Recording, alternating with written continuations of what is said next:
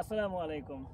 আজকে আমাদের এখানে আসছি আমরা ভাগুয়া মোল্লাবাড়ি চরে। এই চরে আজকে একটা গাছ দেখেন, এটা আমাদের অনেক কমন একটা গাছ। এটা আমাদের গ্রাম অঞ্চলে কলমি বা ঢোল কলমি নামে পরিচিত।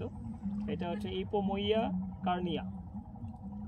এটার গ্রাম বাংলায় এটা একটা মেডিসিনাল ইউজ ছিল। সেটা হচ্ছে যে এর যে আঠা, এটা ইনফ্লামেটরি হিসেবে কাজ করে। আপনার এটা ক্ষত স্থানে দিলে দ্রুত ক্ষত স্থানটা নিরাময় হয়। এটা গ্রাম পর্যায়ে যখন আপনার দেখা গেছে যে মানুষের খেতে খামারে কাজ করতে আসে, কিন্তু আসে হঠাৎ করে কেটে গেছে, বা সেক্ষেত্রে এইটা এবং দূর্বা এটা একটা প্রাচীন ব্যবহার।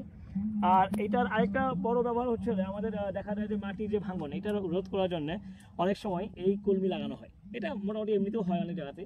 আর এখানে আরেকটা জিনিস দেখেন, দেখি একটু জুম করো তো, এই যে এখানে পোকাগুলো গেল কই, এখানে আসো। এখানে কিছু পোকা আছে দেখেন, এটা হচ্ছে জুয়েল বাগ। এই যে এটা হচ্ছে জুয়েল বাগ বা আপনার শিল্ড ব্যাগ বাকও বলে। এই যে আপনার যে পাতায় যে ক্ষতগুলো দেখতেছেন, এই যে ক্ষতগুলো করছে, এটা এরাই করছে। এদের আক্রমণ একটু হয়, এটার কিন্তু আবার আছে, একটা বিখ্যাত বৈশিষ্ট্য আছে। দাঁড়ান দেখি একটু পোকা ধরি।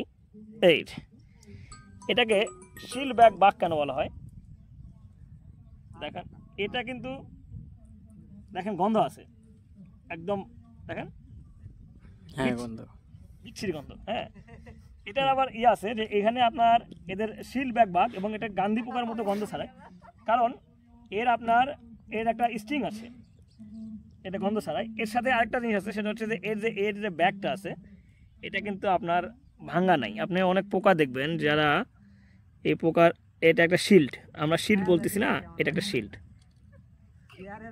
এই যে একটা শিল্ড, এই যে শিল্ড, এই শিল্ড যখন খোলে, যখন এরা ওড়ে, তখন এই শিল্ড খুলে যায়, খুলে গিয়ে এখান থেকে পাখা বের হয়ে আসে। এই উড়ে গেল। ঠিক ব্যাপারটা আসলে এরকমই। এটা শিল্ড মানে এর পিছনে আসলে শিল্ড আছে, শিল্ড থাকে। শিল্ড আমরা যেটা যুদ্ধ করার সময় আমাদের শিল্ড থাকে না, সেরকম শিল্ড দিয়ে এরা পাখাটাকে আটকে রাখে।